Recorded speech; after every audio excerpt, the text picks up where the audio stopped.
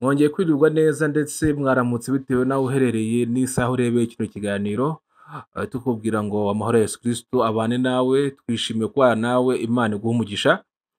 Muri kano kanya rero turi kumwe n'umubyeyi wacu muramumenyereye, ni umuvugabutumwa ndetse akaba ari umukozi w'Imana, bamwita nyina w'Inyange Clementine. Twongeye turagushurije mubyeyi. Mukomere mukomere. Yesu ashimwe. Yesu ahimbazwe. Yari hashize iminsi rwose, ariko ejo bundi mperuka kuza mu rusengero ahantu barimo kubwiriza, umuriri wari umfatiyemo. Imana igitanga ibihe byiza. Ahubwo ni ukujya unararika abantu ahantu ugiye kubwiriza kugira ngo ahubwo ni ukunashyira na telefone yawe kugira ngo najye babasha no kumenya ugiye kubwiriza baba banazi. Ntacyo bitwaye pe, twahamagariwe gukorera Imana kandi tuzayikorera. Ni ukuri. Niyo ntego. Amen. Telefone ya nyina w'Inyange Clementine ndaza kuyishyiraho kugira ngo ndetse n'abashaka kujya bakurikirana ibibwirizwa bye bitandukanye ari mu rusengero mujye mubasha no kumenya aho yateranire kugira ngo bikomeze kubafasha. Hagati aho ngaho rero tugiye gutangira ikiganiro cy'uno munsi. Bwa mbere na mbere nkomeje gushimira mwese mukomeje kugenda mukanda subscribe mudutera inkunga, ndetse namwe mukomeje kugenda mukurikirana ibiganiro byacu uko bwije n'uko bukeye. Uwiteka akomeze abahaze imigisha. Kadusabe umukozi w'Imana dusengere asigaye dukomeze. Mana turagushimye, tugushimiye urukundo ukunda abantu bawe. Haleluya. Ineza yawe ntabwo irondoreka Mana. Wagiye utwigaragariza mu bihe bikomeye, mu bihe bitandukanye. Wabanye n'abantu bawe, amaboko yawe niyatugejeje uyu munsi. Ntabwo nshidikanya yuko dutunzwe nawe. Imbaraga zawe zaraturinze, zaratuvuye, zaraturengeye, zaradutabaye. Haleluya. Kandi n'ubu zikomeje kudutabara. Ndashimira gukora kwawe gukomeye twabonye. Ndashimira amaboko yawe akomeye twabonye. Kandi unyemerera umuntu wese nanone uri bwumve iki kiganiro yongere asubizwemo imbaraga, yongere yumve amaboko yawe akomeye, yongere yumve kuri Imana igifite imbaraga zo gukora n'ibindi tudatekereza. Urakoze kumva gusenga, ugirire neza umuntu wese. Nyemerera utange imbabazi ku bantu bawe kandi utange ihumure. Urakoze ni mu izina rya Yesu. Amen. Yego, ab'iyi minsi bakeneye ijambo ry'Imana, kandi ni ukuri koko ijambo ry'Imana riranyotewe. Umukozi w'Imana, uno munsi rero duteguriye iki? Uyu munsi numvise mfite ijambo ryiza. Uyu munsi mfite ijambo ryiza numva nasangiza abantu bose. Mfite ijambo, banza dusomere mu rwandiko rwa mbere rw'Abikorinto ibice 10 umurongo wa 13 tuganire aho hantu. Okay, kadere mu rwandiko rwa mbere rw'Abikorinto ibice 10 guhera ku murongo. Urwandiko rwa mbere Pawulo yandikiye Abikorinto ibice 10 umurongo wa 13. Okay. Aravuze ati nta kigeragezo kibasha kubageraho kitari rusange mu bantu, kandi Imana niyo kwizerwa, kuko itazabakundira kugeragezwa iruta ibyo mushobora. Amena. Ahubwo hamwe n'ikibagerageza izabacira akanzu kugira ngo mubone uko mubasha kukihanganira. Kugira ngo mubone uko mubasha kukihanganira. Amen, amen. Ahandi hano wenda turahasoma nyuma, ariko numvise nazaniye abantu ijambo rivuga ngo Imana igucira akanzu. Akanzu. Imana igucira akanzu mu bintu uri mucamo. Iyo urebye abantu ngiye kuvugana nabo ahanini muri uyu mwanya, muri iri jambo, ni abantu bafite ibintu baburiye inzira. Abantu bafite ibintu bigoye, abantu bafite ibintu byabo baburiye inzira, abantu bafite ibintu biremereye. Hari igihe umuntu azitirwa n'uruziga rw'isi rukakugota neza, ukabona nta mbere nta nyuma, ukabona nta muvandimwe, ukabona nta mwene wanyu, ukaba usiga uvuga ngo ikintu mpagazemo nta muntu wagishobora. Aleluya. Ndashaka kukubwira ngo hejuru y'ibintu uhagazemo hari Imana ivuga bikaba, yategeka bigakomera. Amen. Imana ishimwe. Aleluya. Nkuzaniye ijambo ryitwa kanzu. Muri iyi myaka urimo, muri aya mezi urimo, muri ibi bihe birimo, uhure n'akanzu k'Imana. Niyo teme y'iri jambo. Imana ihimbaza. None se akanzu, banza dusobanure ijambo akanzu bwa mbere. Nta kanzu ni kanzu. Akanzu. Akanzu. Akanzu. Imana igucira akanzu. Akanzu rero ni inzira Imana ica hagati y'ibikugose n'ibikugerageje, hagati y'ibintu waburiye ibisubizo. Ubundi kera abantu babaye mu cyaro bajyaga bagira amarembo, ariko hakaba kandi kantu kaba nko mu gikari cyangwa kandi kantu k'iguni kazwi na nyir'urugo n'abo mu rugo gusa, nta wundi muntu ukazi, ku buryo urugo rwashoboraga kwatakwa rwaterwa, nyir'urugo agaca hantu n'abana bose bakanyuramo, umuryango wose ukagenda, ababateye bagasigara bahagaze aho bazi ko bakiri mu rugo, kandi umuryango wose wagiye. Muciye mu kanzu abaje kubahiga bagasigara ku marembo, ababarwanya bagasigara ku marembo bavuga bati nibasohoka turabafata. Naho wandurutse kera umugabo akabanyuzamo n'abana mugakwirwamo. Kandi reka mbabwira akanzu k'Imana, aleluya, gatandukanye n'akanzu k'abantu.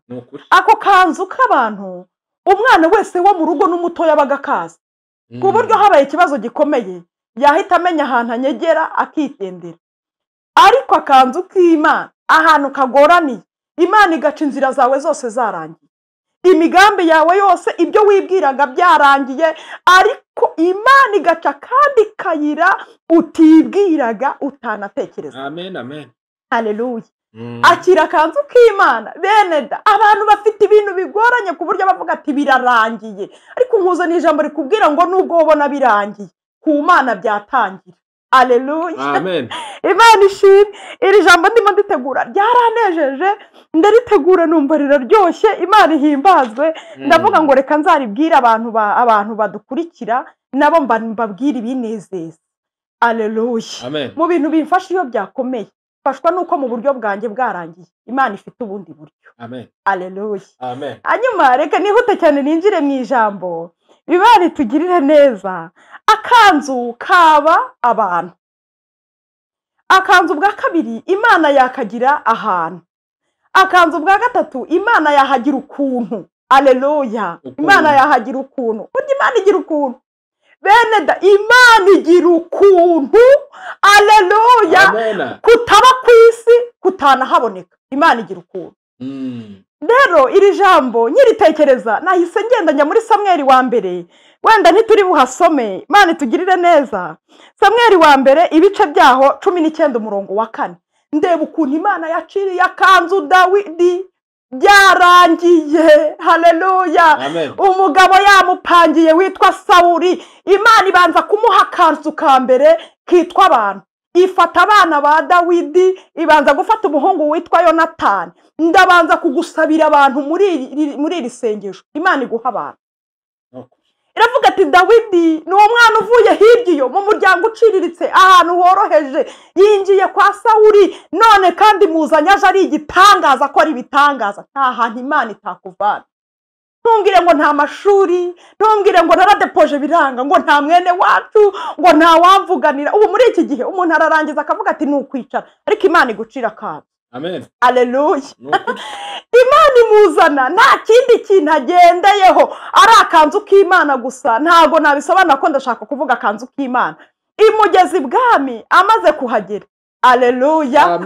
Ahageze ngo Imana imukoresha ibitangaza, ngo yinjira yisita bishaka, na bene nyina ubirebye ntibabishakaga, n'abavandimwe be ntibabishakaga, na siyo nzira Imana yaciye ntabwo yarayize. Buriya muri wowe hari izindi nzira Imana yacishamo utaruzi ko zikurimo. Haleluya. Hari izindi nzira Imana yaca muri wowe utaruzi ko zahaba. Imana itugirire neza. Maze kuhagera ntabwo ngiye kuvuga icyabiteye ko ukuntu yaragiye kwicwa, wenda tuzabivuga mu kindi gihe, kuko hari ikindi kiganiro mfite cy'abantu Imana izakuvanaho, aba bantu bazazamo, ariko sindi bukivugeho. Ngo ahageze rero umwami ngo wari Sawuli ngashaka kumwica, Imana barahashyize akanzu kitwa Yonatani. Yonatani ngakajya muburira. Usomye ku murongo waho wa 4 kugeza ku wa 6, ngo Yonatani yagiye kumuvuganira kuri Sawuli, ngaramubwira ati waretse kwica umuntu utariho urubanza. Ariko agiye kumva yumva Sawuli ntabyumva, yumvise atabyumva, ngaravuga ati nzakora ibishoboka byose, uzahasome neza. Aravuga ngo Dawidi ntagomba gupfa. Haleluya. Mwana w'Imana, Imana igucira akanzu, ntobe inzira karengane mu maboko y'abagome. Nukuri.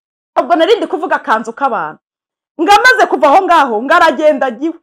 Hanyuma Sawuli yamushyingiye umukobwa we azi ko ariyo nzira amushyikiriye yo kumwica, naho Imana nakanze iciye nanone ko kumukiza. Imana iguha abantu bazima, iguha abantu bakubwiza ukuri, iguha abantu bakuburira, iguha abantu bagukunda, imitima yawe ikubiranye nk'iyabo itagira uburyarya. Ndashaka kukubwira nubwo waba ufite abantu 1000 bakugirira nabi, ariko ukagira abantu bakeya. Haleluya. Si ngombwa benshi, ukeneye bake, ariko umutima wabo womatana n'uwawe. Imana ihimbaza. Hanyuma ngo byaranejeje cyane ukuntu yamushyingiye umukobwa witwa Mikali, azi ko ari ryo rembo azamushyikiriraho ngo amwice.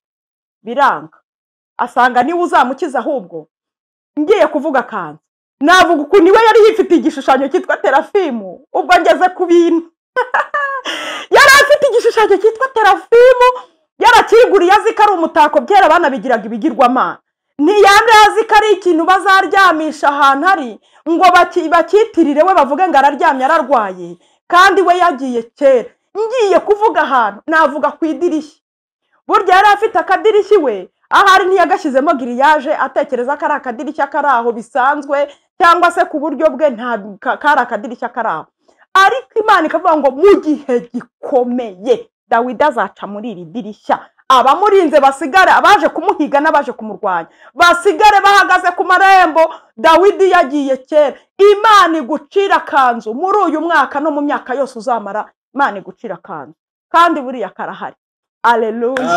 Ubwo narimbaje kuvuga ku bantu Imana iguha abantu. Akanzu ka mbere ni abantu, akanzu ka kabiri ni ahantu. Haleluya.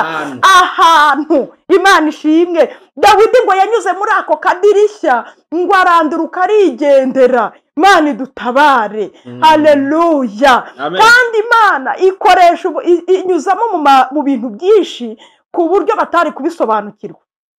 Hanyuma narindi kuvuga akanzu k'ahantu. Akanzu k'ahantu, ayiwe data wa twese, nzi umuntu Imana yaciriye akanzu k'ahantu. Haleluya. Agura ikigega ngo azi ko ari ikigega agiye kujya abikamo amazi. Ahita haza ibihe bikomeye. Abanyarwanda benshi buriya baza akanzu barakazi, nubwo wenda igihe kijya kigera umuntu akibagirwa ahantu Imana yamunyujije, ariko Abanyarwanda benshi baza akanzu Imana yagiye ibacisha. Ugasanga abantu bafite urwina rwabagamo ibitoki batariramo ibitoki nyine. Abana b'iki gihe ntago babizi shaho, mu cyaro twe turabizi. Ugasanga bafite urwina bataragamo ibitoki, naho Imana irabizi ko ariho abana bawe uzabahishaho hose. Abantu bakajya bagira ngo ni ibitoki bitazemo, kandi ari ahantu Imana iguhisha. Uwo muntu ndamuzi rero, narishatse kuvuga ngo ahantu yaguze ikigega. Haleluya. Agura ikigega, ari ikigega zikazashyiramo amazi. Mwakimara kukigura, ibihe bibi ngo biraza. Bimaze kuza ngo yumva ijwi riramubwiye ngo bari bushyira bariya abana bose, hanyuma wigendere. Imana ihimbaza.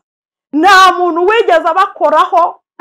Abana babaye muri icyo kigega, nawe mushyiraho ukundi kuntu. Yari yarazanye n'umukozi wo mu rugo. Umukozi azi ibi bihe bibi bitaramurebaga. Imana itugirire neza. Hanyuma uwo mukozi amenya aho abana bari. Imana ikintu cya mbere iguha abantu. Hari igihe kandi tureba abantu ugatekereza ngo abakaze ngo abakomeye. Nta muntu Imana itakoreshwa ibikomeye. Haleluya. Uwo mukozi se byagenze? Uwo mukozi arangije akajya amenya uburyo ari bujyanemo agakoma akaroha mu kigega, akajya amenya uburyo ari bwibwiriza yabona kabonye agashyiramo. Imana irindira abo bana aho hantu bose ntibagira icyo baba. Imana igucira kanzu. Haleluya.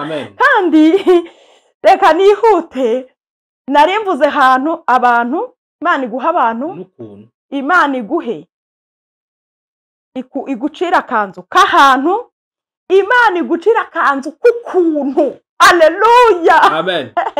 Ukuntu kw'Imana rero ko kuratangaje. Nimvuga ukuntu kw'Imana, mwabarokore mwe, ukuntu kw'Imana hari igihe Imana igutungura. Imana itugirire neza. Dusomere Yesaya 64 udusomere umurongo wa mbere ugeze kwa 3. Mvuge ku ukuntu kw'Imana. Imana iguha ukuntu umugabo we, Imana iguha ukuntu wa mubyeyi, Imana iguha ukuntu papa, Imana iguha ukuntu. Imana igira ukuntu. Yesaya umurongo wa mbere w'igice cya 64 kugera kwa 3. haranditse ngo icyampa ugasatura ijuru ukamanuka. aho hagende gakeya. Icyampa ugasatura iki? Ijuru ukamanuka. Imisozi igatengukira imbere yawe nk'uko umuriro utwika inyayu ukatuza amazi. Nk'uko umuriro utwika inyayu ukatuza amazi. Kugira ngo izina ryawe rimenyekane mu banzi bawe. Kugira ngo izina ry'Imana rimenyekane. Amahanga agahindira imishyitsi imbere yawe. Amahanga agahindira imishyitsi imbere yawe. Umurongo wa 2 uravuga uti ubwo wakoraga ibiteye ubwoba. Ubwo wakoraga ibiteye ubwoba. Tutabyibwiraga. Haleluya. Amen. Ayiwe. Waramanutse imisozi itengukira imbere yawe. Itengukira imbere yawe. Ukwerekera ntabwo abantu bigize kumenya cyangwa kumvisha amatwi no kurebesha amaso indi mana igira ikimarira uyitegereza itari wowe. Reka mbabwire rero ikintu gikomeye. Ukuntu kw'Imana. Imana igira ukuntu. Haleluya. Amen. Uyu mugabo yaravuze ngo icyampa ugasatura ijuru ngo ukamanura umuriro. Iyo ngiye gutanga ubuhamya mbora ahantu mbufatire, reka mubwire buvandi, Imana igira ukuntu abantu batagira, niyo wagutekereza ntiwagushyikira. Gusa ndashaka kukubwira ngo mu bibazo ufite umenye ko hari ukundi kuntu Imana yakoresha. Amen. Wenda reka mvuge akantu gatoya. Haleluya. Amen. Yewe mfite ndi hafi bucya ndi butera igikumwe.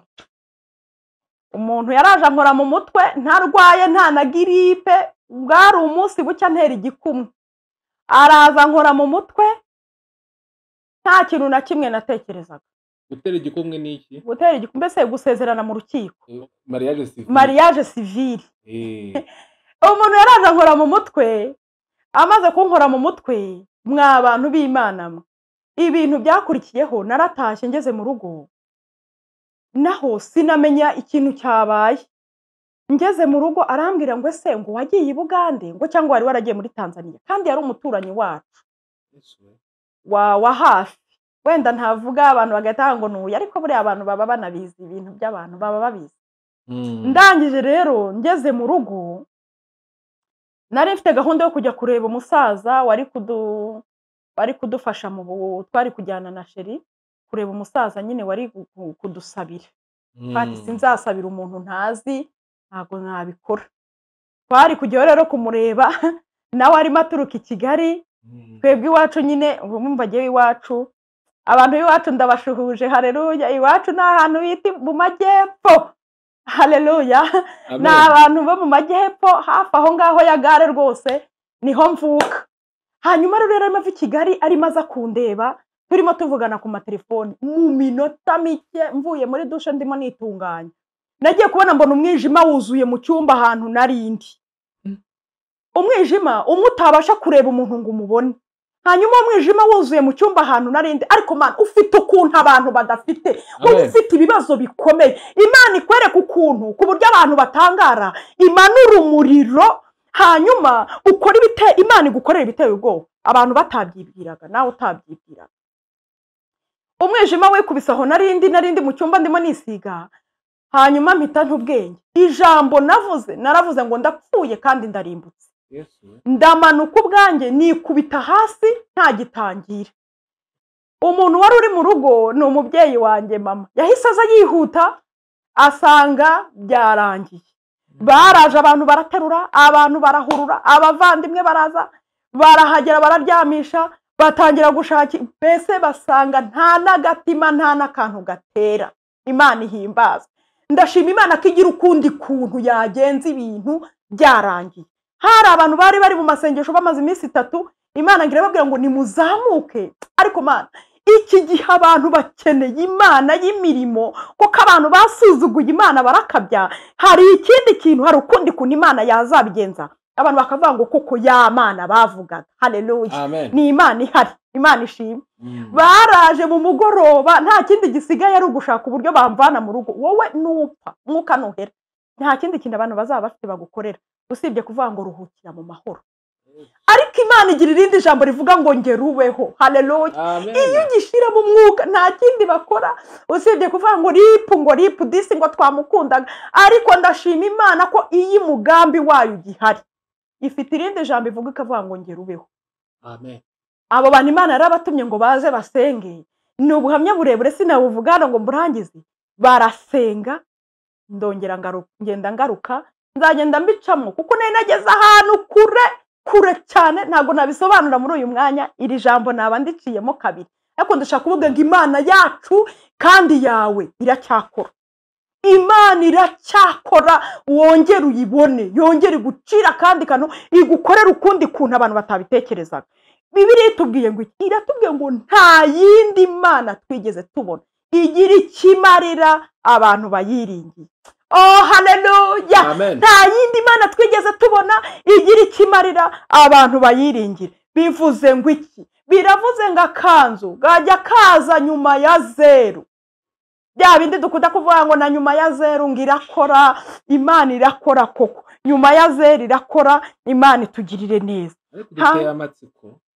Nzagenda bisobanura ukuntu wazamutsemo aho hantu. Wereka nkubwire we, uzi ko umuntu apfa akazi akagenda akamanuka, uzi ko nimara kwikubita hasi, ariko uyu muntu nawe ari kundogoye.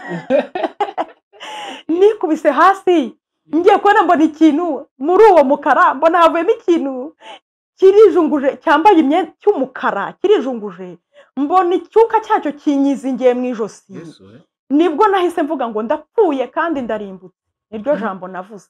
Nkimara kurivuga abantu bakunda bapfu, imiryango yarahuruye, abaturage wari uri hafi no kure bose barahuruye. Nta yindi nkuru bavugaga. Baravugaga ngo wa mugeni, wa muntu wari ufite ubukwe arapfuye. Kambabwire bene da, muzi ko abo bantu basenze nkajya kubona nkabona umucyo. Ngewe ndahantu bamaze korosa, bari kwibaza icyo bakora, bari kwese turajyana mbese bari mu bintu nk'ibyo. Ni ubuhamya bunini, nzagenda buvugaho gato, ariko ba bantu barasenze. Nikubise hasi mu ma 3 z'amanywa, ngaruka saa 12 z'umugoroba. Ba bantu barasenze, bantu barasenze, ngiye kubona ibyo basenga simbizi. Nari nageze ahantu mbona ahantu h'umwijima, abantu bajya bavuga ngo ikuzimu ni habaho. Yewe ndashima Imana, niyo mpamvu nzashyiramo intege mu gukorera Imana. Uzubyumva azabyumve, utabyumva azabireke, buri wese azivugira ibye. Nari nageze ahantu umuntu atangira kubona abantu bagenda mu miriro. Nari natangiye kubona abantu, hari nabona nari natangiye kubona nzi, ukabona aragenda igice cyo hasi ari ihene, ari inka, urumva mu maso ukabona n'umuntu, urumva mu maso ukabona harabona natangiye kubona nzi. Ntabwo ibyo biri byo uyu munsi nashatse kuvuga, nashaka kuvuga ngo Imana igucira akanzu, ariko reka mbwira ikintu gikomeye. Barasenze, mbona umucyo uramanutse, umaze kumanuka. Haleluya. Mu gihe bari gusenga nabonye umurabyo umanutse, umucyo mwinshi ukubitaho narindi. Ngiye kubona mbona bya bintu byose nari maze kugeramo byari bigiye kunyakira, byose byikubita hasi birubarara. Ndashaka kukubwira ngo amavi yose azapfukamira Imana. Birubarara, bimaze kubarara. Nagiye kubona mbona ni wa mucyo uvuyemo nka esanseri, mbona ndazamutse. Haleluya. Mbona ndazamutse we, Imana ishimwe. Niyo mpamvu ndimo mvuga ibi, nzagenda bisobanura, ntabwo uyu mwanya nahita mbivuga. Reka nkwibwirira akanzu k'Imana, nkubwire rero ukuntu, uko ni ukuntu we, ifite ukuntu yagukiriza umuntu. Abaganga baravuze ngo ntibishoboka, ifite ukuntu yabigenza, ifite ukuntu yagutabara. Banka yamanitse cyamunara, byamaze kwemera. Imana ifite ukuntu yabigenza, Imana ifite ukuntu yakurengera ubukwe bwawe bwamaze gupfa. Imana ifite ukuntu, haleluya. Imana ifite ukuntu, haleluya, yakurinda abaguhiga ari benshi ikakurinda. Nabihamya, ifite ukuntu yakurinda, isi yose yaguhagurukiye, abantu baguhagurukiye ikakurinda. Kandi ikintu nkundira Imana, mu rusaku rwinshi ntimwumvura urusaku mu ruzi ruriho. Imana itugirire neza. Amajwi menshi hari igihe abatarayimana, amajwi menshi hari igihe abatarayimana. ari igihe batarayimana koko icyo gihe nikubita hasi ndi umuntu wo kubihamya. Hari abantu bari bafite amakuru ko nzapfa, ko ubukwe butazaba, kandi bari baranabihanuye koko. Ariko ndeka nkubwire, Imana igira imbabazi, ntabwo bari bavangiwe. utagira ngo ndi kuvuga ngo bari bavangiwe, bari barabihanuye, byari binahari. Ariko ndagenda nkagenirwa mbwira Imana, wambabare ukampa igihe cyo kubaho. Haleluya. Imana ikoresha ukuntu kwayo. Kandi reka mbabwire baroko, namwe bakirisitu, namwe bataramenya Imana, Imana itugire neza. Ndashaka kubabwira ko ntari ngisenga, muzi ko nari naraguye we. Mwari mubizi ko nari naraguye? Icyo gihe nari naravuye mu bintu by'Imana, ngira ubuhamya burebure. Imana acemo imyaka nk'ingahe ubwo ngubwo? Urumva nawe ngiye gukora ubukwe nyine. Urumva acemo igihe, ariko nari naraguye biramenyekana. None ari umuririmbyi, ngera igihe mbona ntibihuye, mbona ntibizavamo, mbona sitire ziriho, mbona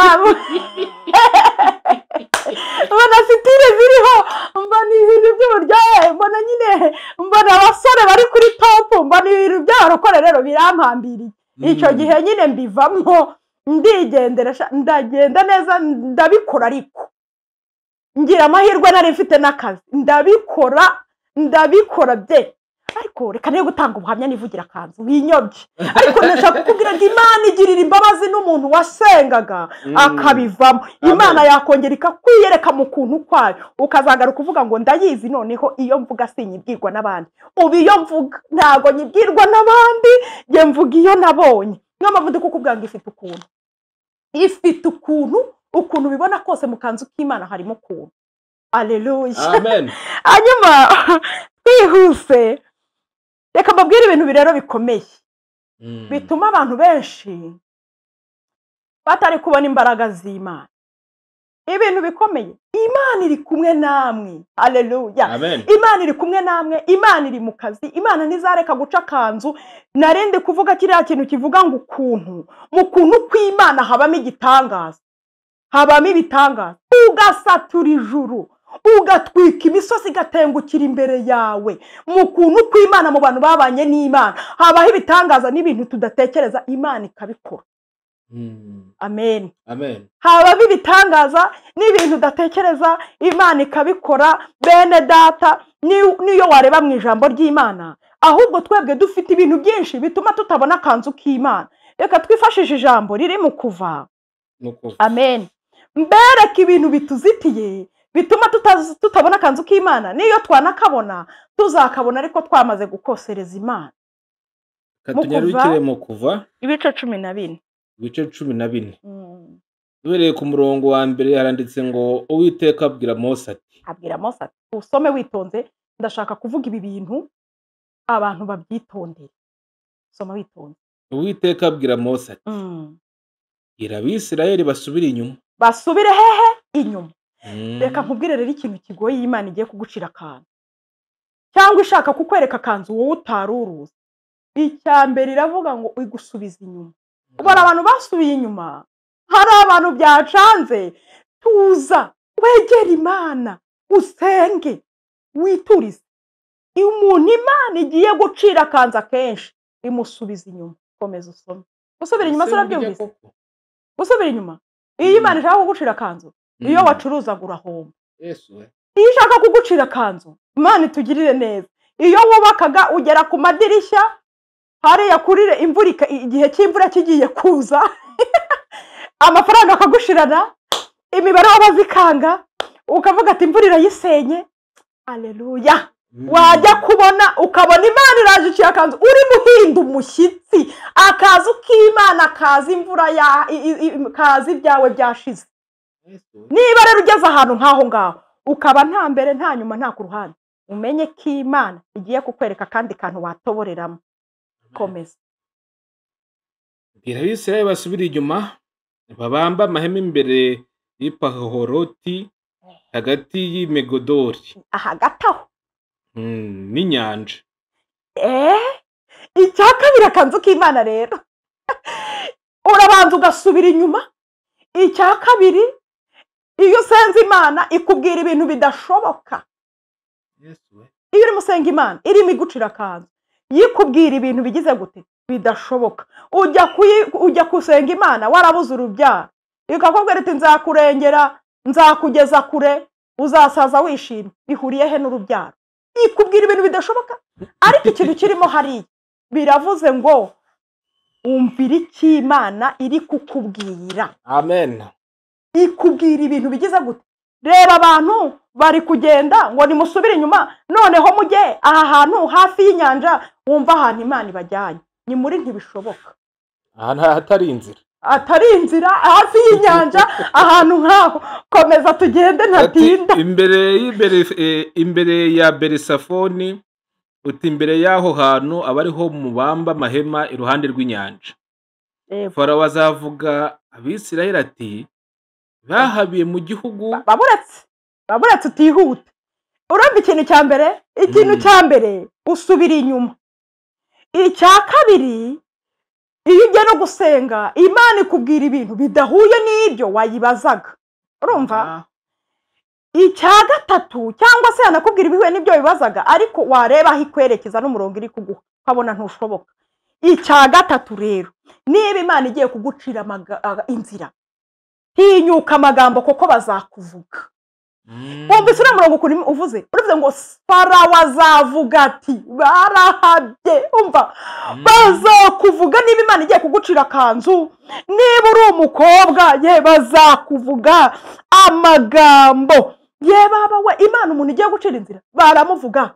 Ntazashaka, nashaka ntazabyara, nanabyara ntibizemera. Ariko ubundi reka nkubaze, uyu muntu ntazashaka, wowe washatse mwaravukanye ku buryo wari umufite hafi yawe? None ibi bintu abantu bibwira ngo ntazubaka. Hari umuntu wavukanye ikibanza ngo atubwire ko yavutse agifite, akiga primaire agifite, noneho akatubwira ko kubaka byavuye wenda yarabivukanye. Reka nkubwire mwene data, tumbira Yesu wenyine. Bazavuga amagambo, nutinda ku magambo ntuzabona akanzu k'Imana. Ngo Farawo azavuga ngo bahabye, barindagiye. Ye baba we, Imana iherutse gushyingira umukobwa, yarageze mu myaka 40. Yageze mu myaka 38, arambwira ati korari nyivuyemo mama Kiri, ati ndigendeye, ati basigaye banjyanira inzara, bangize icyicumi cy'itorero. Aravuga ati kandi ikintu gikomeye, ati sinkibona nikamo. Iyo bahamagaye abagore nabwo simbamo, nta hantu mperereye. Ati mvuyemo, ariko agiye ngo Imana iramugarura ngo ikavuga ngo hariya niho nzagutabarira. Amen, amen. Aye, kwa kundi yikuvuga ngo subira hariya. Kandi nta n'umusore yabonaga wamwemera, koko bari bamuzi ko amaze kuba nyine simbizi na. Hanyuma reka babwire igitangaza cy'Imana. Uzi ko mu gusubirayo akagenda agasubira mu mirimo, akagorora ijwi, yararirimbye. Umusore waje aherekeje undi muntu waje kwerekanwa, ngo aravuga ati uyu ni ntamutwaye. Kandi reka mbabwire igitangaza Imana yamukoreye. Uzi ko umuntu uko nkubwiye uko yakoze, Imana ishimwe, yakoze uko ageze muri 40, amagambo barazamura umusore bamujya mu matwi ngo nazabyara, ngo yarashaje, ngo ni umukecuru. Amagambo Farawo azavuga ngo barahabye. Ariko reka mbabwire, akanzu k'Imana ni gaca. Ndashaka kukubwira ngo uzagakwirwamo uko uzabungana kose. Amen, amen. Yakoze ubukwe, aca muri bya bintu bikaze bamuvugiriza za fanfari zukomeye, kandi igitangaza gikomeye, uzi ko yabyaye. Haleluya! Amen, amen, amen. Akanzu k'Imana gatandukanye n'akanzu k'abantu. Komeza. Farawo azavuga Abisirayeli ati bahabiye mu gihugu, ubutayu barabakingiranye. Nanjye ndanangira umutima wa Farawo abakurikire. Nziheshereza icyubahiro kuri Farawo no ku ngabo ze zose. Abanyegiputa bamenye yuko ndi Uwiteka. Abisirayeli babigenza batyo. Alleluia. Amen. Urumva ikintu gikomeye kirimo aho ngaho. Reba, Imana irakubwiye ngo hagarara, kandi abagukurikiye irabohereje. Abantu bagukurikiye, niba uri mu ideni rya banke urahombye, irakubwiye ati taha. Kandi banke ntizareka, buri munsi izabara, buri munsi irabara. Imana tugiriye neza. Wenda se niba ushatse ukuze, Imana idutabare, irakubwiye ati wowe tuza ceceka nzaguha urubyaro. Kandi reka nkubwire, imyaka yo ntihagarara, buri munsi irabara, buri munsi ijyaho. Alleluia. Ngo nzohere Farawo, nzanangira umutima abakurikire. Wowe urahagaze, kandi ugukurikiye we ntahagaze, uguhiga ntahagaze. Imana ivuga ngo irashaka kwiheshereza icyubahiro kuri wowe. Muri ibyo bintu urimo Imana irashaka kubyihesherezamo icyubahiro. amen amen Wowe bigenze uko Imana irimo ikubwira. Niba ikubwira ngo ezwa ezwa, niba ikubwira ngo ihane ihane, niba ikubwira ngo kiranuka kiranuka, niba ikubwira ngo reka ibi bireke, bigenze uko ikubwiye, nta kabuza ko Imana itazakora. umwami wa Egiputa bamubwira yuko ubwo bwoko bwacitse. Umutima wa Farawo niyo abagaragu be irabahindukira, barabazanya bati twakoze ibiki kurekura Abisirayeli bakava mu buretwa twabakoreshaga. Aleluya. Amen. Muranyumvira? Nababwiye ukuntu bitondetse, ubwo tugeze ku cya kangahe? Ku cya gatanu. Icya mbere ni uko usubira inyuma. Icya kabiri ni uko ibintu Imana ibikubwira biba bitanashoboka, no mu mutima wawe ubona uhagaze muri ntibishoboka. Icya gatatu ni uko amagambo none hazagwira, amagambo n'uwatinyaga kuyavuga akayavuga. Icya kane rero Imana itugirire neza, ni uko abaguhiga batazareka kuza, bazaza baba bafite umuriri, mbese intambara zo ntizizahagarara kandi wowe uhagaze. Hanyuma icya gatanu, reka mbabwire bene data, iyo Imana ivuze ngo nziheshereza icyubahiro, ikintu cyica abantu b'Imana baba bashaka kumenya ngo izabikora iki. Kandi Imana rwose ibyo izakubwira uko izabikora ni bikeya, ibindi bikora mu bwenge bwabo, kuko inabikubwiye ngo nzabikora gutya ntago wabyumva. Hanyuma rero icya gatandatu, aleluya, umaze gusoma ngo Imana ibaha umuriri, Imana itugirire neza. Iyo Imana ishaka gukora ibintu bikomeye, Imana itiza imbaraga ibintu bigushakisha, sinzi ukuntu bigenza, niba ikugurutsa bikajya bikuba uruhari. Uhari mukanabisikana nabyo bikagucaho bikanakuyoberwa. Mbabwira akantu gakomeye. Hari umumama w'inshuti yanjye muri jenoside yakorewe Abatutsi muri 1994. Akunda kumpa ubuhamya akambwira ati ufite ubwoba bw'iki, Imana yashatse kukurinda itaburi kukigenza. Ngo yararwaye kandi yari umudamu ubyaye rimwe, akiri inkumi, imyaka 21, akiri inkumi. Uretse nzamubazanira nibikunda aho ubuhamya, nzamubazanira. Yararwaye baravuza biranga, kuko yari akiri kukirira kibyara. Rero ngabo umukecuru kandi ari malariya, araremba agera kure.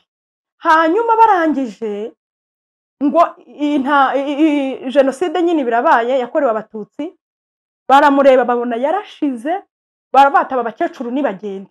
Agenda mu bakecuru bamwe bashaje bububye, yarabwiye ati yewe warandeba gukabona ndi umukecuru ufite nk'imyaka 90. Afite ingahe? 21. Icyo gihe afite 21. Abo umukecuru wa wundi washaje, kuko imisatsi ngo yararwaye malaria, baravuza biranga, irapfukishiraho. Kandi ndashaka kukubwira igihe cy'amahoro kigarutse yarongeye abinkumi. Amen. Kukubwira rero ngo akanzu k'Imana gaca hakomeye, ariko humura Imana muri kumwe. Komeza. Twakomeje no ku murongo wa 6, atunganisha igare ry'intambara ajyana abantu be, ajyana amagare 600 yatoranijwe n'andi magare y'intambara y'Abanyegiputa yose n'abatware bategeka abayirwaniramo bose. Uwiteka nangira umutima wa Farawo umwami wa Egiputa akurikira Abayisiraheli, kuko Abisiraheli bari bavuye muri Egiputa bateze amaboko. Aho hantu rero niho nshaka kuvugaho cyane. Bateze amaboko. Abisiraheli abo bantu ngo batunganyije amagare y'intambara, batunganya amafarashi y'intambara, mbese baritegura. Kandi abantu bakurikiye ngo bari baje bateze amaboko. Urumva nta n'umupanga, nta n'imbunda, nta kintu bari bafite. Ntuterwe ubwoba yuko nta kintu ufite. Abantu benshi Imana icira akanzu, baterwa ubwoba nuko bahagaze, akigereranya n'ibimuhagaze imbere.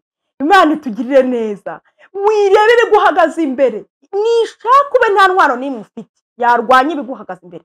Sinzi ibyo uri kurwana nabyo, sinzi ibikugoye, sinzi intambara ufite, sinzi urugamba urimo, ntabwo nduzi. Ariko reka nkubwire ngo Abisiraheli bari bavuye muri Egiputa bateze amaboko, bivuze ngo nta kintu bari bafite, nta kirwanisho. Aba bakurikiye baza bafite amagare akomeye y'intambara n'amafarashi, ariko reka nkubwire nta cyabuza Imana gukora. Amen, Haleluya. Witerwa ubwoba rero kuri saa kintu Imana iziheraho. Komeza. Nyibukije inkuru ya Goliyati na Dawidi.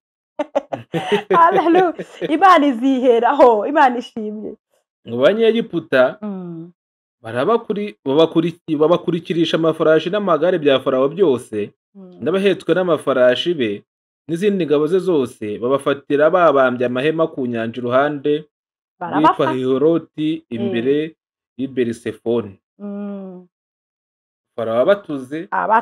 Ndashaka kuvuga ibyo bintu, ndashaka kuvuga kuri icyo kintu ngo ndumva ari icya 7. Uzi ko banakugeraho ntusakuze ngo bamugezeho, bageze igihe baranabageraho barabafata, kandi Imana ifite ikintu iri bukore. Imana rero akenshi ndashaka kuvuga ngo ntabwo ikora mbere y'igihe, ahubwo irarindirayo ikegeranya ibintu byayo neza. Haleluya. Kugira ngo ubone ko ari Imana ibikoze, ikabyegeranya. Ntikanzwe n'igihe bimaze, ntikanzwe yuko byarangiye, ntikanzwe yuko abantu babiciyemo akarongo, ntikanzwe nuko abantu bakubwiye ngo iyakire, ngo babagezeho.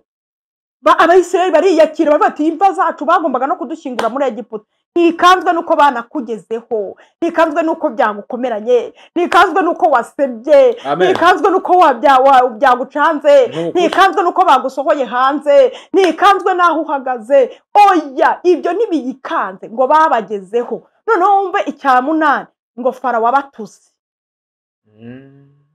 Icyo ni icya 8. Isi iradutuga.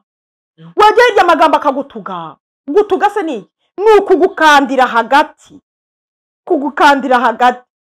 Isi ikagukanda, ibibazo bikagukanda, umubiri ukagukanda, kandi ikigeragezo kimwe kikavaho haza ikindi. Ngo Farawo abatuze, arabatugarika ku buryo bavugaga ati Imana iduhagaritsa ntitwemerewe kugenda. Abaduhiga kandi ngaba baraje, ntacyo dufite byo duko. Arabatugara begera bageraho. Komeza. Umurongo wa 10 ati Farawo abatuze, Abisiraheli bubura amaso, babona Abanyegiputa bahuriye inyuma yabo, baratinya cyane. Abayisiraheli batakira Uwiteka. Aya ni amakosa narindi mbabwira 10 rero.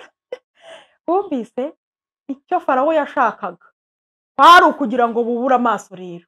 Buriya barebaga hasi bakanga kumureba. Hari igihe uhura n'ikibazo ukajya ukirengagiza ukanga kukireba, avuga uti nubwo nasenye urugo reka ne kubireba ko nahuye n'ibibazo nyine urugo rwanjye rukaba rumerewe nabi, simbyitayo. Icyo rero Satani abashaka, abagira ngo abikwereke bigukoroge mu mubiri wawe, usarukuremo imyenda wiruke. Kandi ndashaka kukubwira, iyo utabirebye ngo bitumbire, ntuzi ko se Yesu yigeze abwira umwigisha wawe akamubwira ati yararimo agenda hejuru y'amazi, aramubwira ati nawe ngwino. Akandagiye rimwe kabiri ngareba mu mazi.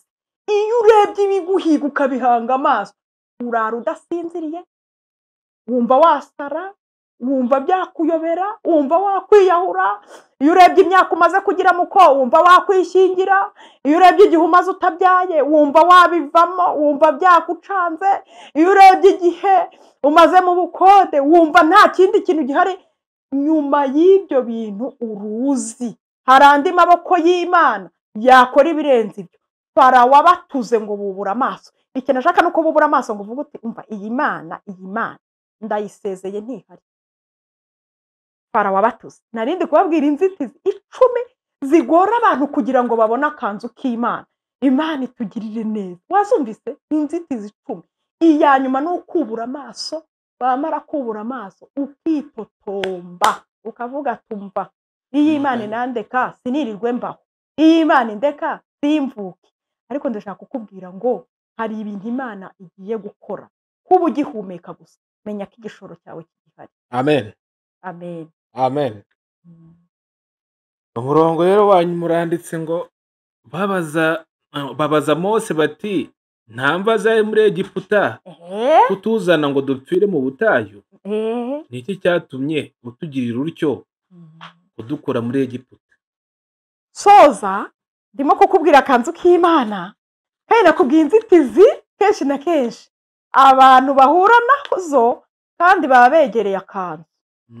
Nukubwira Mose cyangwa Imana, abantu bakavuga ati wite ibyo waratubwiye byihorere, ntabyo tugikeneye, nta bigihari, ntabyo dushaka, abantu bakanga Imana bakayizinukwa. Reka mbabwire bene data, nyuma y'ibintu byinshi wumvise, nyuma y'ibikugose byinshi, nyuma y'ubwoba bwinshi abantu bafite, nyuma y'ibibazo bikomeye abantu barimo, nyuma y'ibintu bikomeye bibagose, ndashaka kukubwira ngo hari indi nzira Imana yagucira. Imana itugirire neza, ntuvuge Imana nabi, nunacika intege ujye ugenda uce bugufi y'ingingo ubwira uti Imana hari ikindi kintu wankorera kirenze kuri ibi ndimo. Imana ibaha umugisha. Akanzu k'Imana, Imana igucira akanzu utaratentebuka ngo ugere kure. Amen. amen. Ukuri turafashijwe. Amen. Turafashijwe pe. N'akanzu koko. Akanzu. Hari akantu nari nibagiye kukubwira rero. Amen. Amen. Imana iguciriye akanzu kuko ntabwo twakomeje uriya murongo, wowe uzagakwirwamo, ariko akanzu k'Imana uguhiga ntazagakwirwamo, najyamo kazamukandiramo.